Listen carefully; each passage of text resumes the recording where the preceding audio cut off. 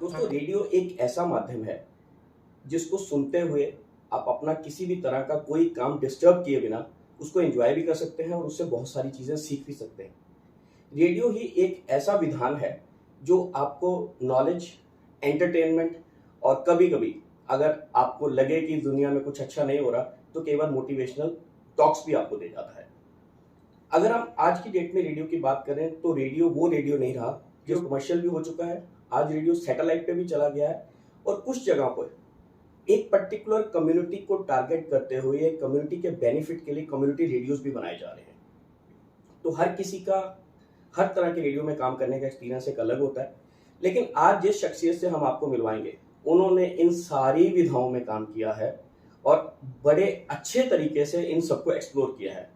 तो आज के टॉक शो में बहुत सारी बातें होंगी इन चारों ऑप्शंस जो रेडियो की आज की डेट में दुनिया में चल रही हैं, और प्लस उन्होंने इसमें क्या क्या अलग किया है।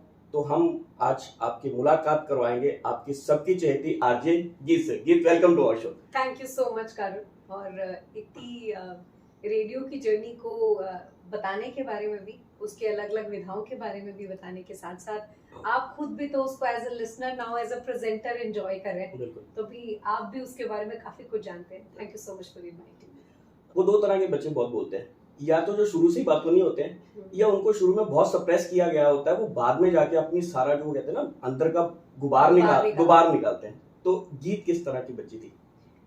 मुझे लगता है मैं एक और किस्म की बच्ची थी। मैं इन दोनों का फिल्टर होके थर्ड था। एक ये भी बात कही जाती है कि जो बहुत ज्यादा बात करते हैं वो दिल में कुछ छुपाते नहीं है। They are more pure and they are more open, क्योंकि कुछ जो उनको लगता है एक्साइटमेंट, जो उनको लगता है अच्छा, जो उनको लगता है बुरा, वो हर चीज को एक्सप्रेस करते हैं। सो मैं उस किस्म की ही रही, क्योंकि मुझे ऐसा लगता है कि अगर मैं ज्यादा बात नहीं कर रही, अगर मैं ज्यादा एक्सप्रेस नहीं कर रही, तो इसका मतलब करूँ ये है कि मेरा मूड अपसेट है।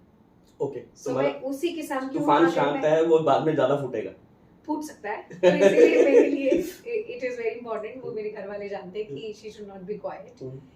लेकिन इस बात में एक और चीज है कि आप क्या बोल रहे हैं, वो किसी को क्या फील करा रहा है, वो बहुत ज्यादा इम्पोर्टेंट है। ज्यादा बोल के किसी के दिल को दुखाना, ज्यादा बोल के बेमतलबी बातें करना, वो भी अच्छा नहीं है। सो बोलो, दिल खोल के बोलो, लेकिन अच्छा बोलो, तोल मोल के बोलो।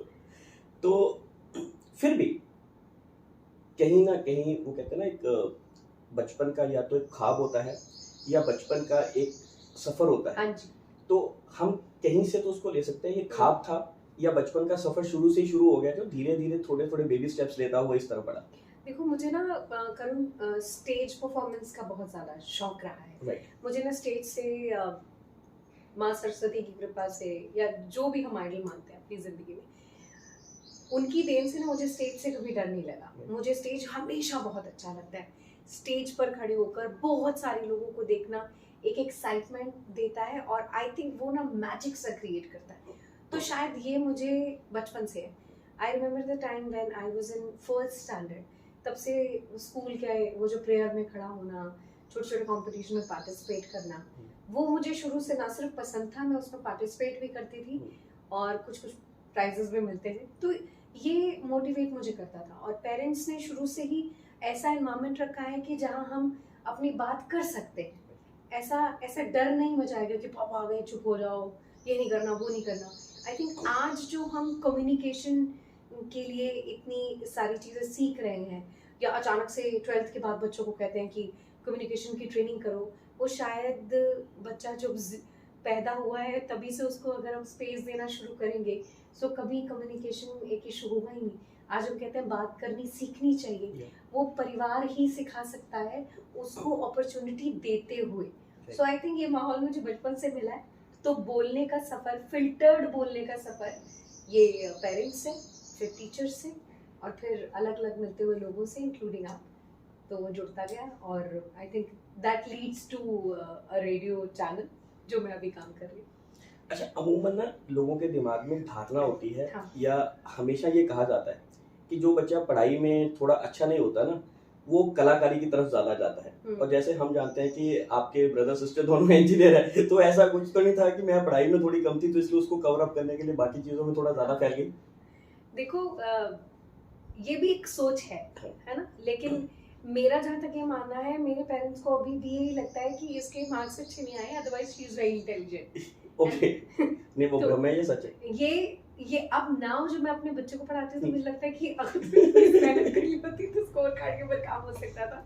सो ये थोड़ा सा भ्रम है, काफी हद तक सच भी है। तो अदरवाइज मैंने कभी एकेडमिकली जैसे पढ़ी भी बहुत हूँ, उसके बाद स्कोर्स भी जब अच्छे आने शुरू हुए आफ्टर माई 12th ग्रेजुएशन में, फिर पोस्ट ग्रेजुएशन में, तो उसका भी एक अलग ही मजा है जब आप अच्छा स्कोर करते हो और तब आपको एक अलग तरीके का रिकग्निशन मिलता है। लेकिन शायद मुझे लगता है कि एक बच्चे को वो फेलियर का स्वाद भी, वो उसको कि कम स्कोर करने वाले को क्या फील होता है, ज्यादा स्कोर करने वाले को क्या फील होता है, ये सारी चीजें जो एक आर्टिस्ट को जरूरी है समझना, फील करना, इमोशंस, वो भगवान ने ऑटोमेटिकली मेरी डेस्टिनेशन में, मेरी जर्नी में शायद डालता हुआ जा रहा है। तो I think this is more entertaining, क्योंकि कल को अगर जब मैं कहानियां लिखूंगी तो शायद उसका दुख भी समझ पाऊंगी जिसको कम अटेंशन मिलती है, और उसका सुख भी समझ पाऊंगी जब आप कहीं टॉप करते हैं तो कैसी सेलिब्रेशन होती है। सो मुझे लगता है मेरी जिंदगी परफेक्टली डिजाइन्ड प्रॉपर्ली है। हमने कहीं पे पढ़ा था या सुना था कि गीत एक टाइम पे आर्मी ऑफिसर बनना चाहती थी। यस बिल्कुल।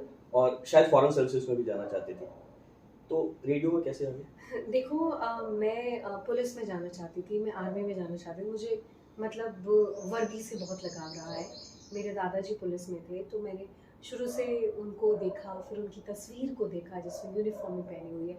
फिर उसके बाद ना मुझे ऐसा, आई थिंक हर एक के अंदर अगर देश प्रेम होगा ना, तुम कोई भी काम कर रहे हैं, कोई भी काम कर रहे हैं, थोड़ी सी ईमानदारी आएगी ही आएगी, जो कि एक ये नहीं है कि कोई अलग सी क्वालिटी है जो हर एक के अंदर होनी चाहिए ही चाहिए। ईमानदारी होनी ही चाहिए, देशभक्ति होनी ही चाहिए, उसके बिना तो फिर क्या ही इंसानियत है ना। फिर हम ब्रॉडर पर्सपेक्टिव में आते तो ह्यूमैनिटी होनी ही चाहिए। सो वो कुछ ऐसी चीज़ें थी जो बचपन से मेरे अंदर थी, मुझे यूनिफॉर्म से ही लगाव था। लेकिन फिर धीरे धीरे जैसे बढ़ते गए, मैं एनसीसी कैडेट रही हूँ, सी सर्टिफिकेट होल्डर हूँ, तो यूनिफॉर्म वो पहनी है एनसीसी कैडेट बन के। और फिर शायद हो सकता है कि उस टाइम हम ये कहें कि गाइडेंस नहीं मिली, पता नहीं चला, हाइट का लगा, चार चीज़ें और लगी, और शायद हो सकता है कि मैंने उसके लिए तैयारी नहीं की, मेरा प्लान ए था ही नहीं वो, मुझे प्लान ए था मुझे कुछ अलग करना है, और उस टाइम भी वो डिफाइंड नहीं था कि कुछ अलग करना है, देश के लिए करना है, सोसाइटी के लिए करना है। सो वो आर्मी ना हो सका, लेकिन उसने मुझे बहुत सारी चीज़ें दी, लीडरशिप क्वालिटीज़ दी, उसने एक एंगल दिया लोगों से मिलने बरतने का, अलग अलग स्टेट के लोगों से हम एनसीसी में जाकर जो हमारे कैंप्स लगते थे उसमें मिलते थे, अलग अलग भाषाएं समझने की कोशिश करते थे। सो हर चीज़ ने ना एक रेडियो प्रेजेंटर या फिर एक मीडिया पर्सन बनाने के लिए, या वो आप कहते हैं आर्ट के साथ जोड़ने के लिए बहुत सारी चीज़ें की। तो जो जो मुझे मिलता गया है ना, करूँ मैंने ना नहीं किया उसको, जो आ रहा है ना, आपकी किस्मत में आ रहा है या आपने मेहनत करके वो कमाए, वो आपको कोई दे रहा है, तो उसको लेते रहो, एंजॉय दिस, ट्रूथफुल रहो, ऑनेस्ट रहो, जो आ रहा है उसका वेलकम करते हुए चलो, अपना काम करते हुए चलो। सो आई थिंक बहुत कुछ अच्छा होगा। कुछ ये इंटरव्यू को 10 साल बाद जब मैं देख रही होंगी तो मैं कहीं और किसी मुकाम पर होंगे, आप कहीं और किसी मुकाम पर होंगे, लेकिन हम दोनों को अच्छा बहुत लगेगा। तो ऐसा तो नहीं कि हम वो वाली यूनिफॉर्म नहीं दे पाए, तो हमें ये लगा कि वकील ही ढूंढ लिया जाए, कम से कम वो भी एक यूनिफॉर्म में होता है। दिस इज आल्सो समवेयर, करण मेरे हस्बैंड का नाम है, वो भी एनसीसी कैडेट रहे हैं। देखो कुछ चीजें ऐसे आपके साथ कनेक्टेड होती हैं, क्योंकि जब आप एक ही सोच के होते हो, एक ही फील के होते हो, तो चाहे एनसीसी कैडेट होना है, चाहे यूनिफॉर्म के लिए प्यार होना है, वो जिस इंसान से मेरी मुलाकात हुई, प्यार हुआ, शादी हुई, वो भी समवेयर आपकी सेम नेचर का ही निकलता है, तो आपको बड़ा अच्छा लगता है, आपको सपोर्ट मिलती है, आपको फैमिली सपोर्ट मिलती है। और मुझे ये खुशकिस्मती लगती है कि आप जब ग्रो करते हो ना, you have a peace of mind. वो जो मेंटल हेल्थ की बहुत सारी बातें करते हैं ना, you always will have a peace of mind when you are surrounded with good people, और वो good people start from a family। अगर मैं इस चीज़ में एक चीज़ और जोड़ना चाहूँ, आपने जैसे कहा कहते हैं अमूमन वकील का काम भी बोलने का होता है। अगर वो कोर्ट में खड़ा होकर वकील वो बोलेगा नहीं लॉजिकली बोलता है, हम इमोशनली बोलते हैं, और बोलेगा नहीं और बहसेगा नहीं तो हाँ। उसका काम नहीं हो सकता। और आपका काम भी बोलने का। तो कभी ऐसा होता है कंपटीशन हो जाता है कि या उनको बेचारों को सुनना ही पड़ता है, जैसे सबके साथ होता है? There is no competition. We हम लोग ऐसे हैं कि we give both a space, है ना, क्योंकि वो काम है उसमें लॉजिक ज्यादा है ना, और इसमें इमोशनल एंगल ज्यादा है रेडियो में, है ना। बट बोथ, जैसे अगर हम जर्नी की बात करें, फैमिली की बात करें, तो हम मुझे ऐसा लगता है कि पर्सनल लाइफ को हम समवेयर हमें फोर्स अपॉन करना ही नहीं चाहिए अपनी प्रोफेशनल लाइफ के साथ। So we give ample space to each other. हम दोनों एक दूसरे के साथ बहुत सारी बात करते हैं, बहुत सारा सुनते भी।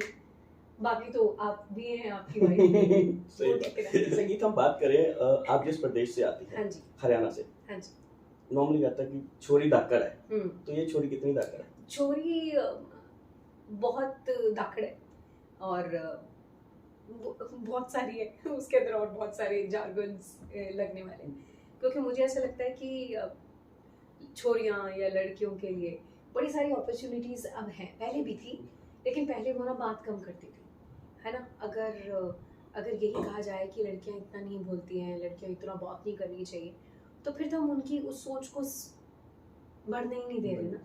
तो छोरियां तो सारी जाकर है, जो छोरियां देख रही हैं हमें, जो मेरी एज ग्रुप की हैं, जो मुझसे बड़ी हैं, जो मुझसे छोटी हैं, जो भी दुनिया में आने वाली उनकी माँ देख रही है, तो छोरी तो वो भी धाकड़ है।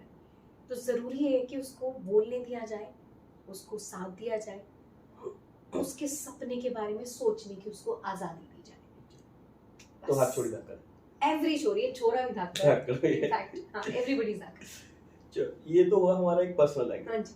जब हमने सोच ही लिया कि मन बना लिया कि अब मेरे को मीडिया में ही जाना है, हाँ जी, तो कभी ये सोचा था कि मेरे को रेडियो में ही जाना है या मेरे को टीवी में जाना है? मुझे टीवी में जाना था, वेरी ऑनेस्ट, क्योंकि हम सब टीवी देखते रहे ज़्यादा, है ना।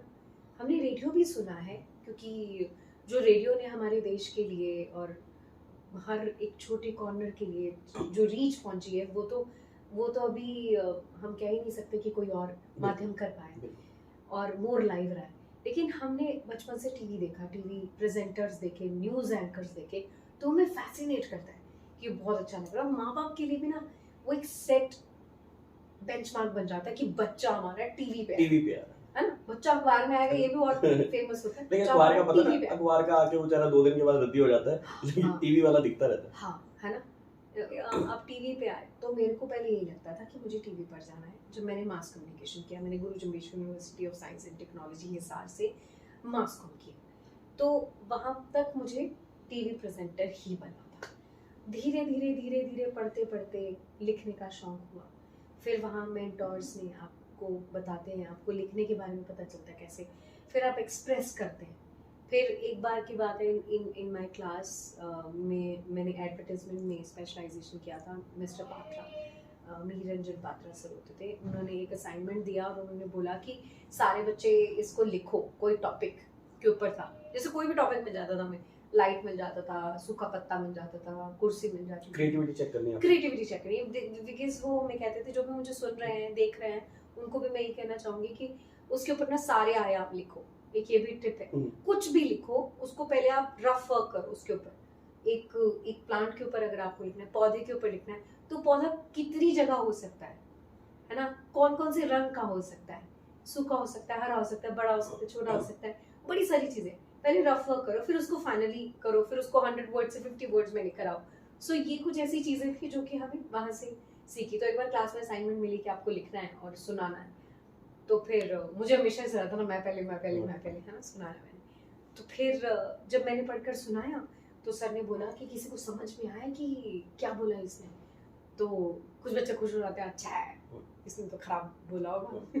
अरे सर ने ये पूछ लिया तो इसका मतलब कि किसी को समझ नहीं आया, है ना। देन किसी ने कहा कि ये बोला है, किसी ने बोला कि इसका कहने का मतलब ये है ना। और फिर सर ने बोला कि मैं I was so lost in her voice, कि मैं आवाज़ में इतना खो गया था कि मुझे पता ही नहीं चला। सो बेटा कुछ भी करना आवाज़ के फील्ड में करना। तो शायद वो एक वाणी थी जो उनके थ्रू मेरे तक आनी थी। राइम हो गया थोड़ा सा, और फिर आकाशवाणी में जानी थी। सुपर राइम कर दिया आपने, है ना। तो वहाँ से जर्नी शुरुआत हुई और मेरे पेरेंट्स ने मुझे कभी नहीं रोका. Then my sister help me कि तो दिल्ली आ जा, she is an engineer. Then वहाँ एक अकेडमी से मैंने रेडियो जॉकी का कोर्स किया. I got placed in red FM जो उस टाइम पे 93.5 एसएफएम होता था जम्मू के जम्मू. फिर वहाँ से जर्नी की शुरुआत हुई. सो दिस इज अब जो आपने सवाल नहीं भी पूछे थे मैंने उसका भी जवाब दे दिया. बिल्कुल बिल्कुल मिल जाना चाहिए. वो तो जवाब में से कई बार क्वेश्चन निकल आता है, नया क्वेश्चन आएगा. जब यहाँ से रेडियो का कोर्स करके गीत रेडियो तक पहुंची, उससे पहले तक आप जानते हैं गीत नहीं थी, निधि शर्मा थी. यस. निधि शर्मा से गीत कैसे बने? मैं अभी भी निधि शर्मा हूँ और निधि इज अ ट्रेजर, खजाना जिसे बोले खजाना. तो बड़ी सारी चीजें मिली है मुझे, है ना. अंदर से भी मिली है, भगवान की देन से मिली है, पेरेंट्स से मिली है, आप लोगों से मिली है. लेकिन वो गीत ऐसे बनी कि आजकल मैं ये भी बोलती हूँ because my sister name is Geeta, so I derive this Geet from my sister. But मैं आपको एक और बात बताऊंगी. उस टाइम पे जब भी मैं आई थी तो मैंने वहां से नाम पिक किया था. लेकिन उसके बाद मैंने इसको जीना शुरू किया. मुझे लगा कि रेडियो इंडस्ट्री गीत के बिना अधूरी है. बिना सॉन्ग्स रेडियो का जो एक चार्म है, लोग अलग अलग अनप्रेडिक्टेबल. तभी हम कैसेट्स, तभी हम सीडी, पेन ड्राइव या कोई भी हमारे जो भी हम म्यूजिक सुनते हैं, जो रेडियो है ना वो आपको सरप्राइज करता है. इसके बाद अगला गाना कौन सा आने वाला है. सो गाना यानी कि गीत इज रेडियो. सो मुझे लगा इससे सुंदर नाम कोई हो नहीं सकता. सो मतलब ये है कि गीत खुद का चुना हुआ है, किसी का दिया हुआ नहीं है, किसी ने तो नहीं बदला. मतलब हमने अपने आप से निधि को गीत खुद ही किया. ऐसा बच्चा है जिसने पैदा होकर अपना नाम खुद रखा है. सही बात है. मतलब माँ बाप का दिया वो भी रखा हुआ है, कागजों में तो वही चल रहा है. नहीं बिल्कुल चल रहा है. वो तो है ही, उसी की वजह तो जिंदगी के खजाने भर रहे हैं. और ये उस खजाने भरने का एक तरीका अकाउंट है. तो हमने गीत तो आप बन गई, गीत से पहले भी आपका कुछ एक नाम हुआ. हाँ, वो था कि my first name was short circuit. हाँ, ये क्या हुआ? आपको थोड़ा शॉर्ट लगा. और तब ऐसा होता था कि एसएफएम में तब हम अलग अलग आर्टिस्ट को अलग अलग नाम मिलते थे. बट मैं थोड़ा सा टोकना चाहूंगा, आप शॉर्ट तो किसी तरह से नहीं है, मतलब उन्होंने शॉर्ट सर्किट क्यों दिया? अब झटका देते थे ज्यादा. छोटा झटका है, छोटा, हार्मफुल नहीं है, लेकिन आपको सिर्फ अवेयर करके चला जाएगा चीजों को लेकर. इसलिए इट्स अ क्यूट लिटिल झटका जो कि हमें अपनी जिंदगी में जरूरी है. मुझे लगता है कोई भी चीज हो ना, उसमें कुछ ना कुछ पॉजिटिव ले लेना चाहिए. Right. So I took this positive from short circuit. और अगर ये जिंदगी का झटका लगा ही ना होता वहां से, तो हम ना बैठे होते एक साथ में, ना हम 15 साल की अपनी जर्नी को सेलिब्रेट कर रहे होते. तो वहाँ ही मुझे नाम मिला था और वहाँ बहुत प्यारे, बहुत अच्छे इंसान मुझे मिले उस जर्नी में. आकांक्षा मेरी प्रोड्यूसर होती थी जिसने मुझे ये सिखाया कि समटाइम अपनी सक्सेस को सेलिब्रेट आप अपनी टीम के साथ करते हैं. सो शी सेड कि मेरी सैलरी बढ़ी है तो मैं तेरे लिए गिफ्ट लेकर आई हूँ बिकॉज तूने अच्छा काम किया इसलिए मेरी सैलरी बढ़ी. So these kind of people जो बाद में परिवार बन जाते हैं, तो वो मुझे जयपुर से मिला जहाँ से मैंने अपनी शुरुआत की एसएफएम से, जो अब रेड एफएम. तो गीत रेडियो का एक जो माध्यम है ना, वो आपको लोगों के साथ कनेक्ट बहुत करता है. आप लोगों को मतलब कुछ ऐसे फैंस या कुछ ऐसे दोस्त दे जाता है जो कभी भूलते नहीं है. और इसमें कहीं ना कहीं जो प्रेजेंटर है या आरजे है उसका भी बहुत बड़ा रोल है. जैसे मैं आपके लिंक की बात करूं तो एक बार मैंने भी माय एफएम पे आपके प्रोग्राम पे कुछ प्राइज जीता था. तो आपने स्पेशली बोला था कि जो भी प्राइज लेने आए मेरे से मिलके जरूर जाए. तो आपको शायद याद नहीं होगा, हमारी फर्स्ट मुलाकात उस वक्त हुई थी. नहीं जब मैंने आपको मिली थी तो मैंने अभी कहा था हम पहले मिल चुके हैं. तो ये जो बॉन्ड है ये कहीं ना कहीं पर्सनल लेवल पे भी बहुत ज्यादा काम करता है कि आप किस तरह से उसको करते हो. तो आपको लगता है कि अपने ऑडियंस के साथ कनेक्ट होके इतना ज्यादा पर्सनल हो जाना कितना अच्छा है, कितना बुरा है? बहुत जरूरी है. देखो, कोई फिल्म चल ही नहीं सकती अगर उसको देखने वाला कोई नहीं है. तो सेम मेरा रेडियो शो कैसे चल सकता है अगर उसको आप सुनने वाले नहीं है. या आज अगर मैं किसी का प्रोग्राम सुन रही हूँ, वो इंसान मुझे वक्त दे रहा है, और कोई अगर आपको वक्त दे रहा है तो इससे ज्यादा जरूरी कोई चीज हो ही नहीं सकती. सबसे ज्यादा कीमती चीज तो वक्त है. क्योंकि आज के इस भाग दौड़ में everybody is complaining, kids are complaining, wives are complaining, parents are complaining, offices में जो हमारे रिपोर्टिंग मैनेजर है दे आर कंप्लेनिंग कि टाइम नहीं दे रहे. सो जो जहाँ आपको कोई टाइम दे रहा है, तो मैंने ये इस लाइन के बारे में कुछ पर्टिकुलर सोचा नहीं था. ये डिराइव्ड यही से हुई है कि जब भी आप आए आरजे गीत से मिलकर जरूर जाना, क्योंकि आप आ रहे हो तो आपकी विजिट मेरे लिए बहुत खास है. सो व्हाई कांट मिलते हैं, एक हेलो बोलते हैं एक दूसरे को, है ना?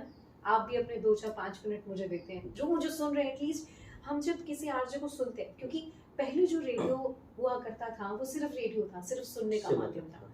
अब हमारा रेडियो दिखता भी है। सो जो आपसे मिलने आ रहा है उसका उस आवाज से कनेक्शन बना है, चाहे उसने प्राइज जीता है, चाहे उसको आप अच्छे लगे, चाहे आपका कंटेंट उसको अच्छा लगे, चाहे कोई चीज नहीं भी अच्छी लगी, फीडबैक देने आने कि गीत आपने ये सारी चीजें अच्छी की, ये मुझे पसंद नहीं आई, या फिर गीत आप ये वाली चीजें करते हो मुझे पसंद नहीं आता, मुझे लगता है कि आपको ये करना चाहिए। So it's always welcome. Feedback तो मिलता है। हाँ, तो फीडबैक अगर आप मिलेंगे ना, आधी तो गिलेशिप में मिलने से खत्म हो जाती है। बिल्कुल हो जाता है, क्योंकि जब आप एक इंसान को मिलते हो तब आपकी बहुत सारी धारणाएं बदल जाती, इसीलिए जब भी आए गीत से मिलकर जाना। किसी ने कहा ना, बड़ा अच्छा कहता सब ना मिलने तक की बातें थी, जब मिल गए तो सारे गिले मिटरे सारे शिकवे खत्म हो गए। कमाल हो गया, कमाल हो गया। वो कहते हैं ना, एक तरह के लोग मिल जाते हैं तो अंदर से कुछ ना कुछ निकल आता है। कहानियां यहीं से बनती है। कहानियां यहीं से बनती है।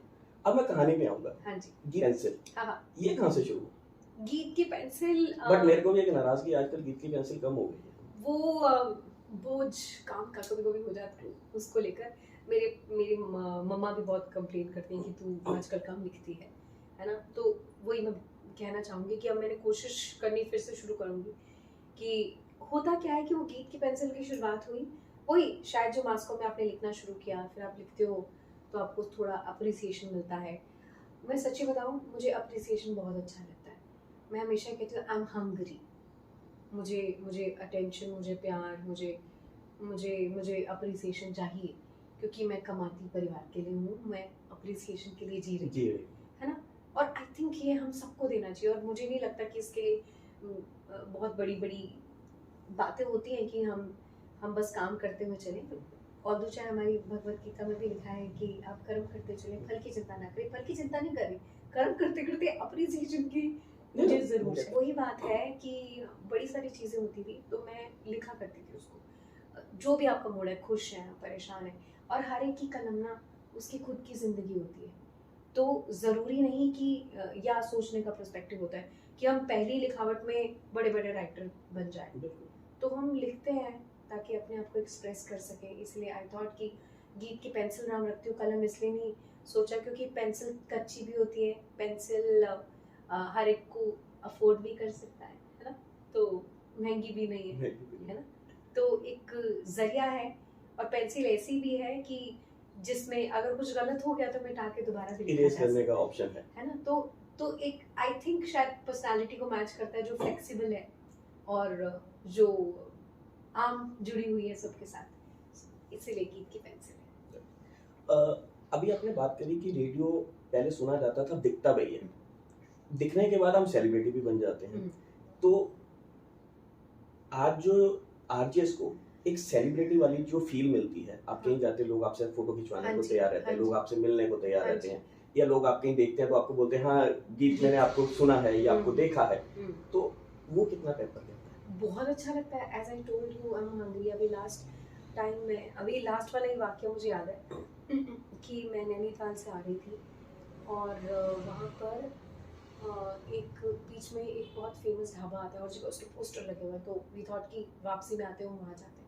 मैं वहाँ खाने के लिए बैठी हूँ with my husband and with my son. तो वहाँ साथ वाली टेबल पे एक फैमिली थी, उन्होंने जस्ट कहा कि आप आरजे गीत हो, and then they show me my picture. इतने किलोमीटर दूर आपको कोई, चाहे डिजिटल माध्यम से, जिसने आपका कोई वीडियो देखा है, क्योंकि रेडियो देखता है तो वहाँ तो वीडियो ही गया ना, उतनी दूर कहाँ से गया आपका ऑडियो, नहीं गया ना, क्योंकि रेडियो की पर्टिकुलर लिमिट होती है, फ्रीक्वेंसी होती है। तो मिलके बहुत अच्छा लगता है आपको लगता है कि आपके लिए दुनिया वसुधैव कुटुंबकम वाली संपूर्ण सृष्टि में अगर मेरे को कोई बांध नहीं सकता। अगर मैं काम कर रही हूँ तो डिजिटल वर्ल्ड से जब रेडियो दिख रहा है तो आपके पास बहुत सारे आयाम हो चुके हैं, आपका स्पेस बहुत बढ़ चुका है। इंडिया सबसे ज्यादा पॉपुलेशन है, सो हम उसको पॉजिटिवली भी तो मान सकते हैं। और दुनिया को जब अपना इंडिया ही सोच के ऊपर चल रहा है, ना सिर्फ G20 में बात है वसुधैव कुटुंबकम, हिंदुस्तान का तो हमारी सोच हमारी यही है। तो फिर डिजिटल तो उसी को आगे बढ़ा रहा है ना। सो यहाँ पर जब रेडियो दिख रहा है, और तो मुझे समय लगता है कि शुरुआत तो आवाज से ही होती है, शुरुआत तो आवाज की कनेक्टिविटी से होती है, क्योंकि जब आप सुनते हो तब एक अलग इमेजिनेशन होती है आपको एक इंसान को लेकर फिर आप उसको देख लेते हो तो कुछ कुछ तो सेटल हो जाता है और कुछ कुछ नहीं सेटल होता। तो फर्स्ट तो मुझे यही लगता है कि रेडियो इज मोर सुनने का माध्यम, बट अगर रेडियो दिखता भी है तो ये हम एक पॉजिटिव एस्पेक्ट देख सकते हैं कि उससे आपका होराइजन बढ़े।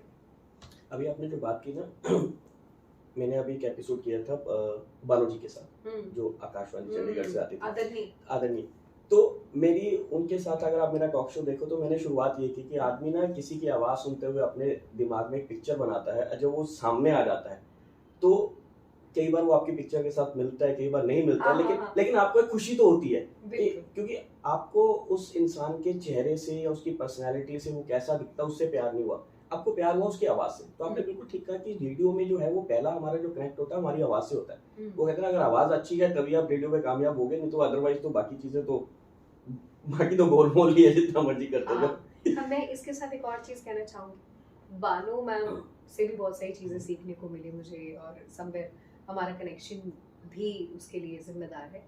दूसरा जैसे कि बीच में मैंने कुछ स्टूडेंट्स के साथ भी काम किया है ना, मेंटोर तो नहीं बोलूँगी कि मैंने उनसे कुछ सीखा, उन्होंने मुझसे सीखने की कोशिश की। तो वहाँ ना एक ऐसी बात है जब मैं, चाहे मेरी बिगनिंग हो जर्नी की कि आवाज़ आई आपकी ऐसी और लगा आपको आवाज़ में कुछ करना चाहिए, धीरे धीरे ना जैसे जैसे हम ग्रो होते हैं ना कुछ कुछ चीज़ें बदलती रहती हैं, क्योंकि आवाज़ जो होती है ना करुण वो सबकी अच्छी होती है। मैं जब अपने स्टूडेंट के साथ होती थी ना तो उनको यही बोलती थी कि वो बच्चा जब बोल नहीं सकता फिर जब वो बोलना शुरू करता है, जो अपनी माँ को वो बुलाता है, उसकी माँ से पूछो कि उस बच्चे की आवाज़ कितनी मीठी है। तो आवाज़ सबकी अच्छी होती है, हमारा जो कंटेंट है ना, हम क्या बोल रहे हैं वो सबसे इम्पोर्टेंट है। वो हार्श नहीं होना चाहिए, उसमें फन होना चाहिए, उसमें बड़ी सारी एंटरटेनमेंट के एलिमेंट्स होने चाहिए, इंटेलिजेंस होनी चाहिए, बहुत सारी चीज़ें होनी चाहिए जिसके ऊपर हम आज भी काम कर रहे हैं। ऐसे नहीं कि हम उस चीज़ में परफेक्ट हो चुके हैं, हर दिन उसके अंदर नई चीज़ ऐड करने का वो है। बट मैं आपकी बात के साथ साथ ये ऐड ऑन ज़रूर करना चाहूँगी, क्योंकि रेडियो इंडस्ट्री से जुड़े हुए बहुत सारे लोग इसको देखेंगे, या फिर जो रेडियो में आना चाहते हैं वो इसे देखेंगे, या फिर दुनिया में कोई कहीं पे भी जा रहा है उसको ये कॉन्फिडेंस कम नहीं होना चाहिए कि मेरी आवाज़ अच्छी नहीं है। देयर इज नथिंग कॉल्ड आवाज़ अच्छी नहीं है, आवाज़ अगर है तो वो बहुत अच्छी है। हर एक अपना मॉड्यूलेशन का तरीका है, मॉड्यूलेशन है, आप अपनी बात रख रहे हैं ये अच्छा है, लेकिन बचपन से आप उनको वो ट्रेनिंग जरूर दें। मुझे लगता है कि करिकुलम का हिस्सा होना चाहिए, जिससे अलग अलग सब्जेक्ट हैं, there should be a part की कम्युनिकेशन की क्लास होनी चाहिए जहां हम बच्चों को पूरा बोलने का मौका दें, निर्भय निडर होकर बच्चा बात करे। अब गीत हम बात करें, जैसे आपने कमर्शियल रेडियो भी किया, हाँ जी, आपने कम्युनिटी रेडियो भी किया जी, आपने हमारी प्यारी विविध भारती आकाशवाणी में भी काम किया, ठीक है, और बाद में आप उस पे सैटेलाइट रेडियो पे भी चली गई। अगर हम चारों के एक पिंच निकालने पे आए तो कहाँ पे क्या चीज आपको सबसे ज्यादा अच्छी लगी? हर एक का अपना फ्लेवर है, हर एक का अपना ऑडियंस है। एब्सोल्युटली राइट करो, हर एक का अलग ही फ्लेवर है। मैंने ना बेसिकली रेडियो सेलिब्रेट किया है, इन सब में कॉमन चीज रेडियो है, इन सब में कॉमन चीज लिसनर है, इन सब में कॉमन चीज म्यूजिक है, इन सब में कॉमन चीज कंटेंट है एंड योर डिलीवरी है, ठीक है। एडवर्टाइजमेंट यानी कि स्पॉट जो हम रेडियो पर बोलते हैं वो हर एक में। शुरुआत मैंने प्राइवेट रेडियो स्टेशन से की थी, बहुत साल प्राइवेट रेडियो किया, फिर on a maternity leave, then I explored All India Radio and internet radio. इन सब विधाओं में हमें ये पता होता है कि हमें कोई सुनने वाला है, जैसे आज हमें पता है हमें कोई देखने वाला है और सुनने वाला है। तो इन सब में एक्सप्लोर यही किया कि कंटेंट ही किंग है और listener is the most important person आपकी लाइफ में, जो सब में कॉमन है। बाकी अलग अलग तरीका है, कुछ एक में मॉडर्न तरीके से आप बोलते हैं, कुछ एक में मोर सोफिस्टिकेटेड बोलते हैं, लेकिन कानून सब में वही कॉमन चीज़ है, हमने अपशब्दों का इस्तेमाल नहीं करना, हम अपनी पर्सनालिटी को लेकर जा रहे हैं। ज़रूरी नहीं कि हम ऐसे जो क्रैक करें जो कि हम अपने पेरेंट्स के साथ नहीं सुन सकते। आई थिंक उसकी शेल्फ लाइफ ही कम है, वो कुछ टाइम लोगों को पसंद आएंगे नहीं आएंगे, और वो बहुत सारे प्लेटफॉर्म पे हो रहा है, OTT में हो रहा है, हर जगह हो रहा है, लेकिन वही चीज़ ज़्यादा चलती है जो मासेस को अपील करती है। सो मासेस को अपील करने वाला जो तरीका है वही है जो आप अपने घर की बोलचाल में इस्तेमाल करते हैं, जो आप चाहते हैं कि आपका बच्चा बोले, जो आप कोशिश करते हो कि आपके साथ लोग बोले। So it is better to be filter and think filter. Community radio की बात करें, आप आरजे भी रही हैं हाँ जी, और कम्युनिटी रेडियो में आप स्टेशन हेड भी रही हाँ हैं। जी। स्टेशन हेड एक टॉप मोस्ट पोजीशन होती है जहाँ पे आपको पूरा का पूरा रेडियो स्टेशन आपको खुद हाँ जी, चलाना जी, है। और वहाँ पे आपके पास जो टीम होती है वो बच्चे होते हैं जो सीख रहे होते हैं। हाँ जी। तो कितना इजी रहता है या कितना चैलेंजिंग रहता है उन बच्चों के साथ उस रेडियो स्टेशन को चलाना, क्योंकि सारी जिम्मेवारी आपकी है। तो कहाँ तक उसको आप कंफर्ट जोन मानती हैं या कहाँ तक उसको चैलेंजिंग मानती हैं? शुरुआत तो चैलेंज से होती है, और अगर चैलेंज के ऊपर आपने थोड़ी सी विजय प्राप्त कर ली तो वो मज़ा है रोज़ का।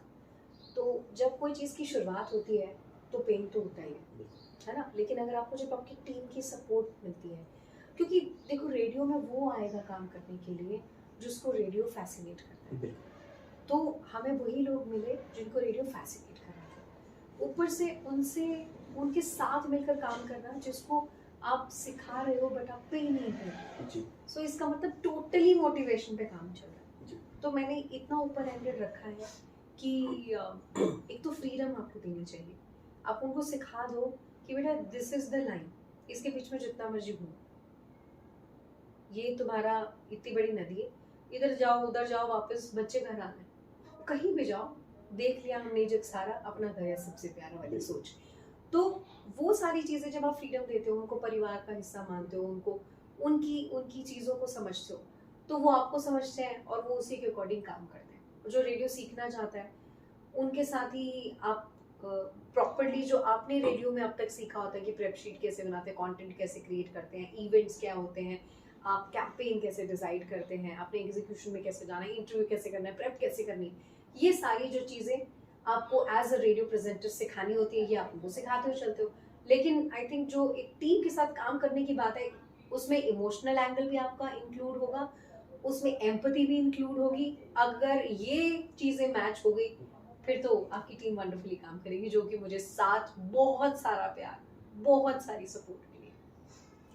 आपने स्टेशन हेड भी काम किया, आपने आरजे भी काम किया, लेकिन गीत अपने आप को आरजे ज्यादा बढ़िया मानती है या स्टेशन हेड ज्यादा बढ़िया मानती है? मेरे को लगता है कि आप कोई बड़ी पोजीशन पे काम ही नहीं कर सकते अगर आप वो चीज़ सिखा ही नहीं सकते। उसके लिए आपका जो मेन काम है, जो बोलना है, जो आपको रेडियो पे प्रेजेंट करना है, वो आना जरूरी चाहिए। अगर मैं यही कहूंगी कि ये काम आपने सही नहीं किया, इसको दोबारा करके लाओ, और दोबारा करके क्या करके लाना है, उसमें चेंजेस क्या है, तो आपको उनको टेक्स देने होंगे।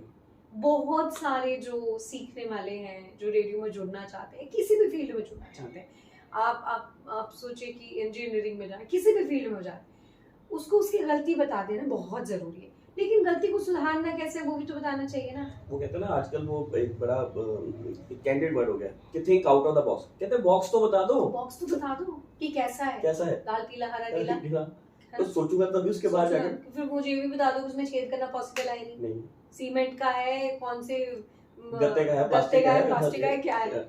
सो आपको डिफाइन करना जरूरी है, तभी एक छोटे से चिड़िया का बच्चा है, उसको भी तो उड़ाने के लिए थोड़ा टाइम ट्रेन करती है ना, तब कहती है उड़ो, नहीं तो थोड़ा ना कहती है तुझे पता नहीं चल रहा कि तू 1 साल का हो गया, तुझे अब तक उड़ना ही आया, उसका मम्मा आपने सिखाया तो है, राइट।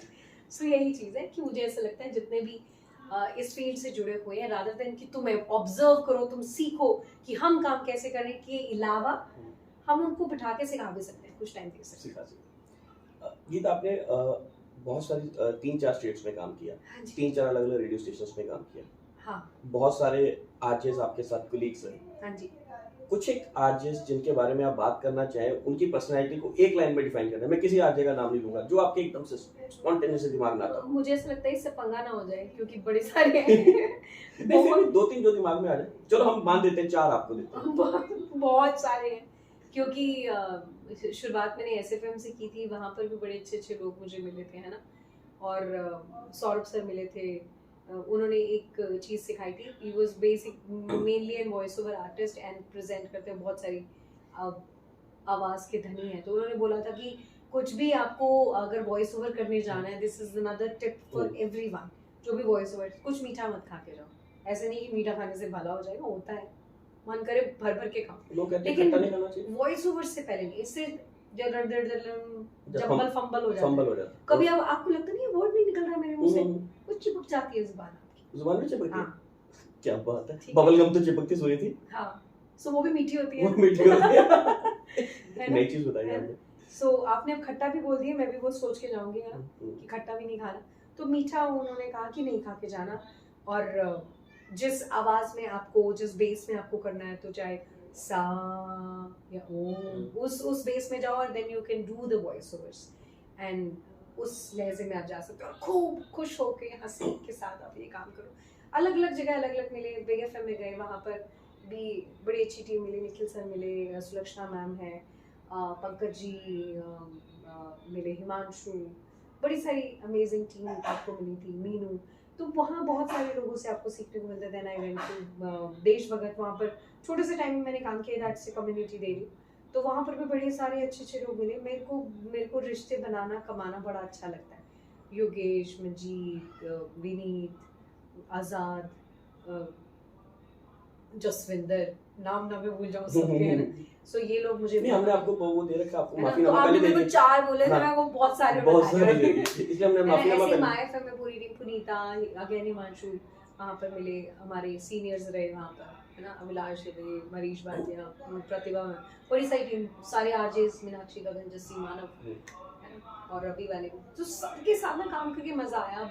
अब मैं फिर अगेन कम्युनिटी में गई, तो वहाँ पर भी मेरी टीम में अमित मेरे साथ थे, है ना, प्रभज्योति मेरे साथ, और भी वहाँ पर जो बच्चे जुड़े, एक मतलब मुझे लगता है 30-35 यंगस्टर्स के साथ काम करने का मौका मिला, सारे अमेजिंग। मुझे ऐसा लगता है कि वो हमारी जिंदगी में, वो हमारे रेडियो इंडस्ट्री में, वो कला के क्षेत्र में बहुत कुछ ऐसा है जो कि अमेजिंगली लेकर आने वाले दे विल बी स्टार। अब मैं गीत बहुत सारी बातें गीत नहीं करनी चाहिए, हम तो बातें करने के लिए बैठे हैं, और हमारे पास काम क्या है? अगर हम बातें नहीं करनी थी तो बातें क्यों? हम तो आए बातें करने के लिए। एक हर एक आरजे का ना एक वो होता है, एक आप कह सकते हो कि एक पंच लाइन होती है। जैसे रौनक है, रौनक को लोग बउआ के नाम से जानते हैं। ऐसे ही आपके जयपुर से कार्तिक आते हैं, लोग जानते हैं कि वो बड़ा धार्मिक और विचारों वाला बेचारा बंदा है। गगन है, उसको सारे सोचते हैं मस्ती करता होगा, गोलमाल है, हालांकि वो गोलमाल है नहीं बेचारा, है बड़ा सिंपल सा। तो गीत अपने आप को कहाँ डिफाइन करते हैं कि मैं किस तरह की आरजे?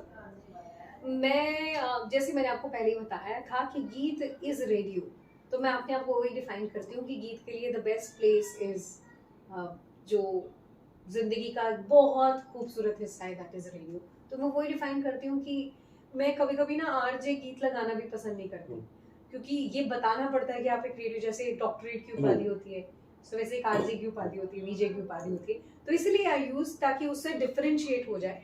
बाकी गीत अपने आप में संगीत है, मनमीत है। अब ये जो रेडियो का जो माध्यम है, उसे जैसे आपने कहा ना कि लोग आपसे कनेक्ट हो जाते हैं, बड़े इजीली हो जाते हैं, क्योंकि आप गाड़ी में चल रहे हैं तब भी रेडियो चल रहा है, आप घर में बैठे अगर कुछ भी नहीं भी कर रहे हैं, आप आंखें बंद करके बैठे तब भी आप रेडियो सुन रहे हैं, तो क्या लिसनर्स ना आपके फैन हो जाते हैं। और आपने तो वैसे ही फैन फॉलोइंग अपनी बहुत बढ़ा रखी है कि आओ और मेरे से मिलके जाओ। तो मैं एक ऐसा इंसिडेंस जो आपको लगे कि ये मेरे साथ बहुत अच्छा इंसिडेंस हुआ, जो मेरे को एक किसी फैन ने मेरे साथ किया, और एक ऐसा एक वियर्ड एक्सपीरियंस जो आपको लगता है कि ये नहीं होना चाहिए, शायद मैं ज्यादा ही हो गया था फ्रेंडली, कोई ऐसा शेयर करना? देखो, वियर्ड में बात है तो 1-2-3 बहुत सारे इंसिडेंट्स होते हैं। एंड लाइक जब मैं नई आरजे बनी थी, तो मुझे ना मैं एक बहुत मॉर्निंग स्लो, क्योंकि नया आरजे होता है तो आप उसको या तो बहुत ज्यादा नाइट पैड में डाल देते हो या अर्ली मॉर्निंग में डाल देते हो, ताकि वो एक्सपेरिमेंट है ना। तो जब मेरा बहुत अर्ली मॉर्निंग एक शो आता था SFM रागा, है ना, 5 बजे, 5 से 6 बजे आता था वो, तो वो मैं लाइव करती थी, ऑल्दो वो रिकॉर्डेड भी हो जाता, लेकिन मैं लाइव करती थी टू एक्सप्लोर मोर थिंग्स। तो उस टाइम का कोई लिसनर होता था, वो कहता था मुझे आपसे मिलने आना। तो समटाइम जब आप नए फील्ड में होते हो ना, तो आप थोड़े से डर भी जाते हो, क्योंकि मिलने आना तो ठीक है, लेकिन आपको जब पता चलता है कि intentions are not good, then वो आपको डरा देता है ना। ऐसा ही एक और इंसिडेंट हुआ था कि एक लिसनर ने कहा था कि आप मेरे बर्थडे पे मुझे एक फोन दे दिया कि आप प्लीज खोल लो, मैं ही बिल पे कर दूंगा, मुझसे बात कर लिया करो। सो इसमें एक इमोशनल एंगल भी है कि शायद हम लोग इतने ज्यादा दूर हो गए हैं ना कि हमसे कोई बात करने वाला नहीं है। तो रेडियो के जो लिसनर है ना, ये एक वो धर्रा भी है जिनसे कोई बात नहीं करता, जो कोई कॉम्प्लेक्स में है, तो उनको लगता है कि ये आरजे जो सबसे इतनी फ्रेंडली हैप्पी बात करता है, मुझसे भी करेगा। एक याद है कि मेरी किसी फोटो में कोई किसी को एक बिछड़ा हुआ प्यार चाहिए था, वो फोटो में मिल गया। और उन्होंने मुझे एक जगह उनकी शादी हो गई, उन्होंने बोला कि ये मुझे इसीलिए मिल गई क्योंकि मैंने एक आपकी फोटो को देखा था, तो मुझे पता चला वहाँ गए थे, मैंने वहाँ से वहाँ किया। So there are many incident. आप जो कर रहे हो अच्छा कर रहे हो। एंड देन उन्होंने अपनी स्टोरी मुझे सुनाई। तो बड़ी सारी चीजें होती हैं जो कि रेडियो के माध्यम से आप बदल सकते हैं। कभी ऐसा नहीं हुआ कि आपकी आवाज और सारी चीजें सुन के कोई अंकल आंटी आ गए या साडा मुंडा साडे कंट्रोल च तो इन्हें ब्याह ही करा ला, ऐसा कोई मैरिज प्रपोजल तो नहीं आ गया?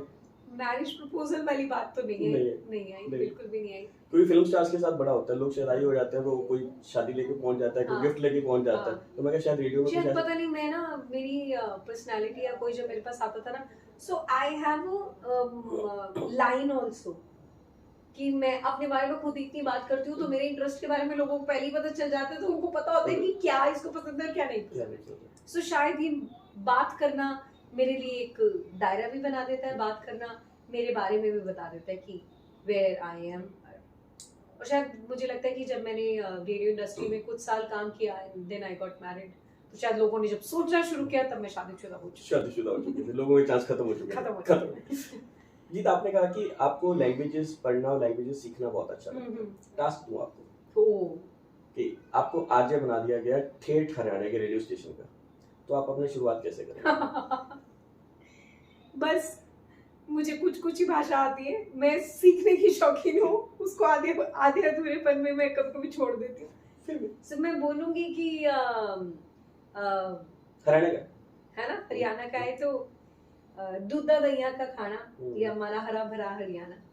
और अगर राजस्थान में पहुंच गए तो? राजस्थान में तो खम्मा घड़ी खम्मा है ना, जियो सा, जीजा, ऐसे वर्ड यूज होते हैं। वहाँ एक बड़ा वर्ड यूज होता है कि पटक दो, तो ये सामान उधर पटक दो, सामान उधर पटक दो। तो मुझे इसे शुरू में लगता था कि लाइक पटकना इज सो रूड है ना, लेकिन फिर जब आप उस कल्चर में जुड़ते हो तो वहाँ पे इतनी मिठास, इतना प्यार, इतना रंग, इतने त्योहार है ना कि आई थिंक मुझे तो बहुत प्यार हुआ राजस्थान से। पर राजस्थान इतना तीखा क्यों खाते हैं? क्योंकि वो वैसे बहुत मीठे होते हैं। उसको बैलेंस करने के। और पंजाबी तो बड़े खुले दिल देने, जिसनु दिल तो मान लेंदे ने, उसको तो वो छोड़ते ही नहीं। और जिसको एक्सेप्ट करते ही नहीं है, वो तो चाहे कुछ भी कर ले। नहीं, आप पंजाबी शो हाँ, आप पंजाबी शो करना। ਤੇ ਪੰਜਾਬੀ ਇਸ ਤੇ ਆਪਾਂ ਬੜੇ, ਮੈਂ ਸ਼ੁਰੂਆਤ ਕਰਦੀ ਹੁੰਦੀ ਸੀ ਹੱਥ ਜੋੜ ਕੇ ਸਿਰ ਝੁਕਾ ਕੇ ਸਤਿ ਸ਼੍ਰੀ ਅਕਾਲ ਜੀ, ਮੈਂ आरजे गीत पाड़ना, क्योंकि जब when you give respect to people, then वो आपके और आप उनके। तो गीत, रेडियो का स्टेशन और रेडियो के फील्ड में जो एक इंसान एक्सप्लोर कर सकता है, आपने सारी विधाएं एक्सप्लोर कर लिया, आपने सरकारी रेडियो भी कर लिया, आपने प्राइवेट भी कर लिया, आपने कम्युनिटी भी कर लिया, आपने सैटेलाइट भी कर लिया। अब गीत का अगला जो कदम है या गीत की अगली जो इच्छा है वो कहाँ पहुंचने की है? देखो, कुछ तो गुपचुप इच्छाएं हैं, है ना, जो कि मैं जब तक उसके ऊपर प्रॉपर मेहनत नहीं कर लेती, काम नहीं कर लेती, तो इसीलिए उसके बारे में मैं थोड़ा अपने आप से ही अंतर्द्वंद करती रहती हूँ। लेकिन ये फॉर श्योर है कि जो भी मुझे मिल रहा है मैं उस पर पूरा काम करूँगी और उसको इंजॉय करूँगी। My mission is to spread happiness. जिससे भी मैं मिलूँ, जो भी मैं काम करूँ, मुझे ना सैडनेस अच्छी नहीं लगती और शायद किसी को भी अच्छी नहीं लगती, बट मैं उसके ऊपर कोशिश ज़रूर करती हूँ कि उसको कैसे ठीक किया जा सकता है। ये तो फॉर श्योर रहने वाला है, चाहे मैं रेडियो की किसी विधा में जाऊँ, मीडिया की किसी विधा में जाऊँ, किसी भी टीम से मिलूँ, कहीं पे भी मिलूँ, ये तो पूरा का पूरा एज इट इज़ रहने वाला है। बाकी मेरे सपने बहुत सारे हैं। हो सकता है कि उसके अंदर टीवी भी आए, हो सकता है कि उसके अंदर फिल्म्स भी आए, हो सकता है उसके अंदर किताब भी आए, बहुत कुछ है। क्योंकि मुझे ऐसा लगता है कि जब तक हम फाइनल डेस्टिनेशन अपनी ज़िंदगी के नहीं पहुंच रहे, उसका तो हमें कभी भी नहीं पता, कभी भी हो सकता है, तब तक जो प्रोसेस है उसको एवरी डे एक्सप्लोर करो। मैं म्यूज़िक भी सीखना चाहती हूँ, बहुत सारी चीज़ें। करुण जी, आज आपसे बात करते करते इतनी आएंगी, हफ्ते तक मेरी और बढ़ जाएंगी। कोई बात नहीं, so हमने आपको कुछ दिया है, आप उसमें लिखते रहिए। आपने मुझे एक सुंदर सी डायरी दी, जो I think this is the beautiful gift. Thank you so very much. चलते जो बडिंग आर्टिस्ट हैं, जो इस फील्ड में आना चाहते हैं, आपने कह दिया कि आवाज की तो कोई बात नहीं, आवाज तो ठीक की जा सकती है, सबकी मधुर है। एक जो आप वो कहते हैं ना गोल्डन टिप होता है किसी की तरफ से, आपका 15-16 साल का एक्सपीरियंस है, एक गोल्डन टिप जो आप आज के बच्चों को देना चाहें कि एकदम से कूद जाओ, हाँ। या सीख के आओ, या इसको पैशन बना के आओ, या इसको प्रोफेशन बना के आओ, या पैशन विद प्रोफेशन बना के आओ, क्या कहना चाहिए? क्योंकि आजकल के बच्चे ना बड़े इम्पेशेंट है, वो बस देखते हैं अच्छा गीत ने ये काम किया, चलो मैं भी ट्राई कर लेता हूँ, अच्छा फिर ये नहीं होगा तो चलो मैं कहीं और चल पड़ूंगा। तो अब क्या कहना चाहिए? मुझे ऐसे लगता है जो चीज़ में हमें 15 साल लगे ना, एक्सपीरियंस एक अलग चीज़ है, लेकिन आज के जो बच्चे हैं, यूथ हैं, इतने ज़्यादा टैलेंटेड है, उनके पास अपॉर्चुनिटीज़, ऑप्शंस भी ज़्यादा हैं, जिसके लिए मैं बिल्कुल क्रिप नहीं करूँगी कि हमारे पास क्यों नहीं थी, हमारे इससे पहले वालों के पास और भी नहीं थी, ठीक है। तो वो 15 साल की चीज़ वो 3-4 साल में आराम से पा सकते हैं, और उनको पाना भी चाहिए। और उनके लिए यही एडवाइस टिप है जो कि हमें शायद रेडियो में 5-7 साल बाद समझ आया, और वो भी ट्रेनिंग सेशन में समझ आया कि रेडियो पर जो हमारा लिसनर होता है वो हमारा दोस्त होता है, वो आपको एज अ फ्रेंड एम्पैथी करता है, इसलिए वो आपको अपना टाइम दे रहा है, इसलिए वो आपको सुन रहा है। तो आपको उस दोस्त के साथ कैसा रिश्ता बनाना है ये आपके पर्सोना पे डिपेंड करेगा कि आप उसको कॉमेडी सर्व करना चाहते हो, आप उसको प्यार सर्व करना चाहते हो, आप उसको कुछ मोटिवेशनल टॉक सर्व करना चाहते हो, डेली अपडेट सर्व करना चाहते हो, आपने रैप करना है, आपने अपनी गिटार प्ले करनी है, आपने जैसे आप उसी फ्लो में बात करनी है, ये आपका पर्सोना है जो कि हर एक इंसान से डिफरेंट होगा। हर इंसान मास्टर ब्लास्टर सचिन तेंदुलकर नहीं बन सकता, लेकिन उससे बेहतर भी बन सकता है, उसके जैसा भी बन सकता है। तो हर इंसान की एक अलग अलग क्वालिटी होती है, कोई प्रधानमंत्री भी बनेगा, कोई अलग अलग एक्टर भी बनेगा। सो आप अपने आप को जिंदा रखें, दैट इज वेरी इंपॉर्टेंट। कुछ और नहीं बनना, बट रेडियो में अगर काम करना है तो अपने लिसनर को बहुत रिस्पेक्ट देना जरूरी है आपको, और उसको दोस्त बनाना जरूरी है। और एक जैसे दोस्त होता है ना, जो आपके परिवार में ऐसा सदस्य होते हैं जिसको मिस करते हैं, जो वो किसी शादी फंक्शन में नहीं आता, जो वो क्लास में नहीं आता, तो आपको लगता है यार वो नहीं आया। सो जो वो क्वालिटीज है वो एक आरजे में होता है। और अगर हम चलते चलते कहें कि गीत की पेंसिल से कुछ छोटे, अरे वो तो मेरी लिखावट वाला है ना, तो मुझे पढ़ के सुनाना पड़ेगा। नहीं आप ऐसे भी सुना सकते हैं, ऐसे मुझे याद नहीं होता है, मैंने जो लिख दिया नहीं पर हमने सुनना है, तो फिर उसके लिए मुझे थोड़ी चीटिंग करनी पड़ी। कोई बात नहीं, है ना, कि अभी मैंने लास्ट क्या लिखा होगा, बड़ी सारी आजकल डायरी तो ढूंढने की जरूरत नहीं, फोन डायरी आपने मुझे अब दी है ना। हाँ। है ना, तो फिर उसके लिए जरूरी है। मुझे हिंदी में लिखना पसंद है, हमें हिंदी ही पसंद है, हिंदी है हम वतन है हिंदुस्तान हमारा। जिंदगी कुछ में नहीं बहुत कुछ में है, जिंदगी कुछ में नहीं बहुत कुछ में है, कुछ कहानियां शुरू ही होती हैं ताकि जिंदगी का हर पल खास बना सके। आई थिंक ये भी एक कहानी है ना, जिंदगी का हर पल हमारा भी खास बन रहा है। एक ऐसी पर्सनालिटी से मेरा मिलना हुआ है। आपका नाम भी बड़ा अच्छा है, करुण। मुझे लगता है कि पेरेंट्स ने कितना, मतलब इससे ज्यादा इमोशंस क्या हो सकते हैं, है ना, कि करुणामयी पर्सनालिटी है। वैसे मेरा पूरा नाम करुणानिधि है। करुणानिधि है? निधि है। अच्छा, तो इसमें निधि भी है। That's so special. तो आपके पास खजाना भी है और आप इमोशनल इंसान भी है, भावुक भी। So that is wonderful. आज जिंदगी में करुणानिधि से मिलना लिखा था, तो thank you so very much. वैसे चुपके से एक बात बताऊं, एक बार का मेरा पासवर्ड करुणानिधि भी रह चुका है। क्या बात है, गुड गुड। आप चेंज कर लेना, कहीं आगे दोबारा कोई ट्राई ना रह चुका है। गुड। ये सच में कहूँ बहुत मजा आया। मतलब वो कहता है ना कि आप किसी भी एक शो से पहले एक दिमाग में कुछ एक चीजें लेके आते हो और आप चाहते हो कि ये इस तरह से जाएगा। मैं सच कहूँ, मैं झूठ नहीं बोल रहा, मैंने सोचा था कि ऐसा ही हमारा एक कैंडिड और एक लाइवली शो होने वाला है, और आपने बिल्कुल उसको लाइवली बनाया। और ऑल्दो हमारी मुलाकात फर्स्ट टाइम हुई है, फोन पे हमारी बात हो चुकी थी, बट आपने कहीं पे भी वो नहीं करने दिया कि एक अनजान दो लोग बैठ के बात करें, क्योंकि वो हमारा रिश्ता बन चुका था रेडियो के थ्रू। तो कहीं ना कहीं हम एक दूसरे को अगर सामने से नहीं लेकिन दिल और दिमाग से जानते थे। तो बहुत मजा आया आपसे मिलके। तो उम्मीद करते हैं फिर जिंदगी में कभी किसी पड़ाव पे दोबारा आपसे मुलाकात होगी। बिल्कुल। और यही मैं कहूँगी कि हम ना आजकल जिंदगी में हर चीज़ में बुराइयां ढूंढते हैं, न्यूज़ में, किसी से मिलने में, हर किसी चीज़ में, पेड़ पौधों में भी ये अच्छा नहीं है ऐसा। अगर हम किसी चीज़ में अच्छाइयाँ ढूंढना शुरू करेंगे ना, तो ना सिर्फ हमारी ज़िंदगी में अच्छा होगा बल्कि हमें एक सुकून भी मिलता हुआ जाएगा। So thank you so much, आप हमारे साथ आए। बहुत सारी मेमोरीज मेरी जिंदगी की फ्रेश हुई। नहीं, हम कहेंगे हम आए, हम आपके घर बैठे हैं, आपने हमें बुलाया, ये मौका दिया है। लेकिन हम एटलीस्ट आपकी वजह से यहाँ पर बात कर सके, बिल्कुल है ना। तो और जो जो लोग मेरी जिंदगी में शामिल हुए, कुछ एक के मैंने नाम लिए, कुछ एक के मैं नाम नहीं ले पाई होंगी, but every single body is very very precious to me. एक चीज़ मुझे याद रहती है कि संस्कृत में एक श्लोक था जिसमें ये कहा गया था कि आप अपनी ज़िंदगी में 100 मित्र ज़रूर बनाएं। सो मैं बस उसी जर्नी पर आगे बढ़ रही हूँ। मैं फिर से भूखी हूँ, मुझे 100 नहीं, मुझे 1000 लाखों बनाने, करोड़ों बनाने। So thank you so much for giving. तो दोस्तों आज का शो जितना हमें करने में मजा आया, आपको देखने में भी मजा आएगा। तो ये थी हमारी आज की गेस्ट आरजे गीत।